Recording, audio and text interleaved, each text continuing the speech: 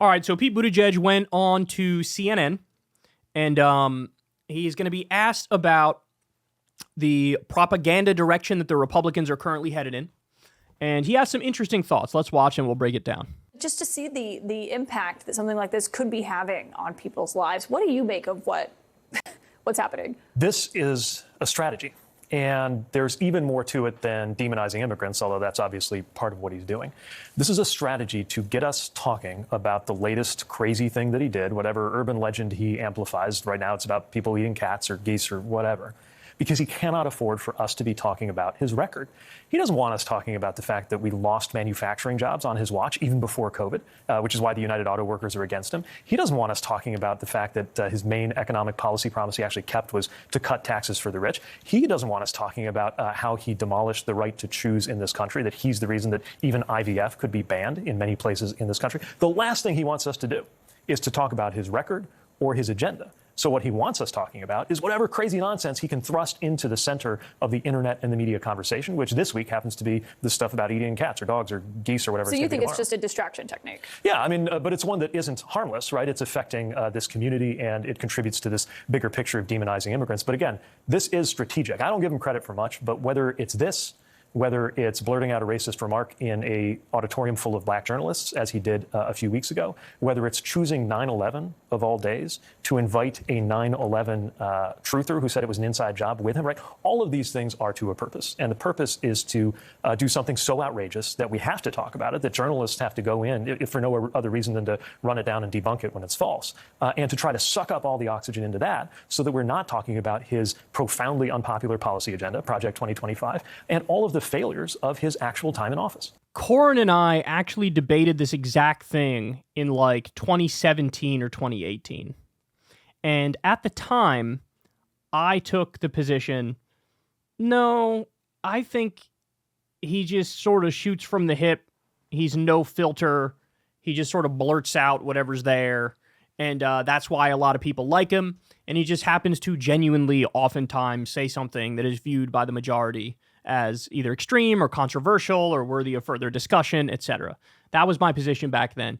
And Corin was taking the position, no, I think he does this on purpose. I think he knows he's like throwing a wrench into the wheel of the media and just blowing everything up. And it's like a squirrel approach to politics, right? It's like, let me steer the direction of the conversation by purposely saying things that are over the top, kind of extreme, kind of insane, get everybody talking about me. And then if the focus is on me in the long run, that helps me whether or not it's positive or negative coverage, right? And triggering the libs is a big part of it. Purposely triggering the libs. Get them to melt down and you're winning. This is how they would think, right? I'm now of the belief I was wrong when I said, no, he's just sort of shooting from the hip. It's not planned out. No, it's planned out. It's planned out.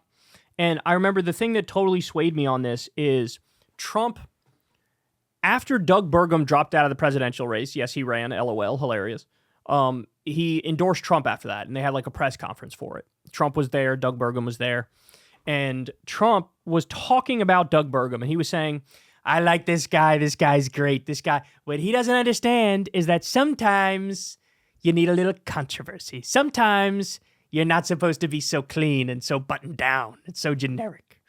He said something to that effect. And it was in that moment that I had the light bulb moment. I was like, oh my God, I'm so fucking stupid. I thought he was just shooting from the hip and being unfiltered. No, all this shit is planned out. He knows the backlash a lot of it's going to bring and the coverage it's going to generate. He knows all of it.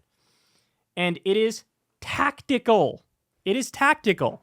And that's exactly what Pete Buttigieg is laying out here, and I think he's right. But here's the thing Trump doesn't understand. That doesn't mean that you can literally say anything to generate conversation and the end result is you go up in the polls and you do better. But he seems to genuinely think that's the case.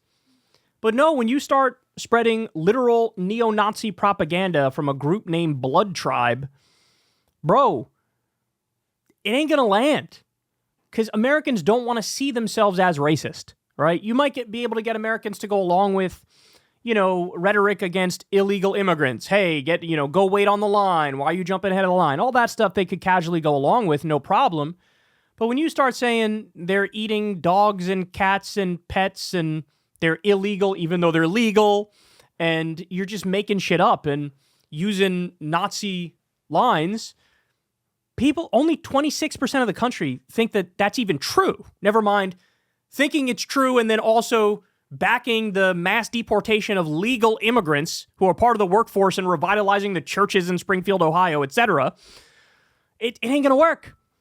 So yes, it's tactical. Yes, it's strategic, but he fucking miscalculated. And one of the reasons he's miscalculating is because now he's surrounded himself with Corey Lewandowski and Stephen Miller and Laura Loomer and the biggest fucking idiots on the planet. It is literally like having a campaign run by Milo Yiannopoulos at his worst.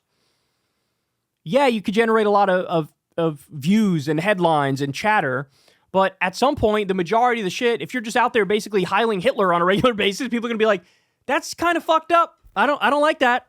I do not like that.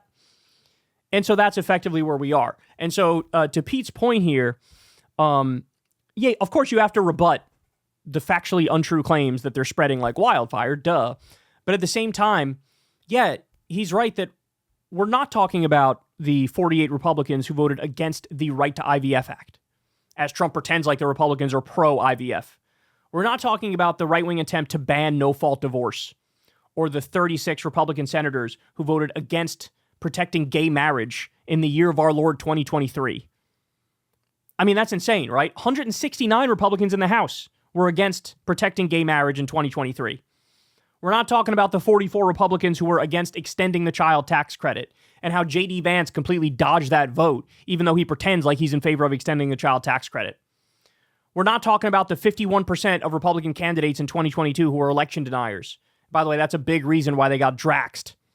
We're not talking about Project 2025 and how the Republicans now have a priority of banning even the blue states from doing free school breakfast and lunch for kids. We're not talking about how they want to ban porn and cut overtime pay and roll back child labor laws, which is something they're doing in a whole bunch of the red states as we speak.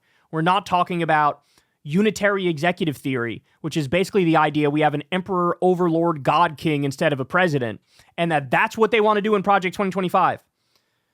Fire the entire regulatory and administrative state, replace some of them with total MAGA loyalists, and give Trump all the power in the world. Destroy the EPA, destroy the Consumer Financial Protection Bureau, destroy the FDA. They're not talking about that. We're not talking about that. We're not having that conversation. And that's the conversation that we need to have. That's the conversation that we need to have. So he's trying to change the conversation, but look, it's not going to work because he's picking another area where he's weak, right? He thinks, oh yeah, since we're talking about immigration, it's going to go well for me. That doesn't mean you can literally say anything on immigration. You can't look at like Stormfront and copy their policy priorities and think, well, hey, we're talking about immigration, therefore I'm going to win. This is why you're seeing Kamala surge in the polls. This is why you're seeing Kamala surge in the polls. So yeah, what's happening here with Pete is he's dissecting what their strategy is. And what I think Trump doesn't understand that J.D. Vance does, I think J.D. Vance knows this isn't working. And J.D. Vance is panicking. And he's trying desperately to like stick to their narrative and fight back against everybody correcting him. But you can sense it on him that he's like, oh, this is not going well, right? Trump, no idea. Because, hey, I'm triggering the libs, so we're winning, right? Turns out if you're listening to fucking Laura Loomer and Stephen Miller and you're going in the direction they want you to go in, they're giving you horrible advice. They're giving you horrible advice. At least in 2016, he had some semblance of understanding when he struck a nerve with something that'd be good for him, right? Attacking Hillary on the corruption and the big money and attacking NAFTA and I'm going to protect your jobs and this and all that stuff. He stumbled on some things that worked. It wasn't hardcore right-wing ideologue shit, right? In 2016, he said, I'm going to give everybody health care and the government's going to pay for it. That's not right-wing orthodoxy. That's not what that is. And some of that stuff worked. By 2024, there's nothing left but shock value and extremism and right-wing orthodoxy and repeating literal neo-Nazi points. And he just sees, hey, every time the media's been mad at me in the past, I've come out on top. They're mad at me now. I'm probably going to come out on top. You got another thing coming, man. This is why you're down 5 points in the most recent polls. And it's going even further in Kamala's direction. So Proceed, sir. Hey, y'all, do me a favor and like and subscribe. It helps out big time in the algorithm. Click the bell as well for notifications when videos drop, and watch that video on screen right now. You know you want to.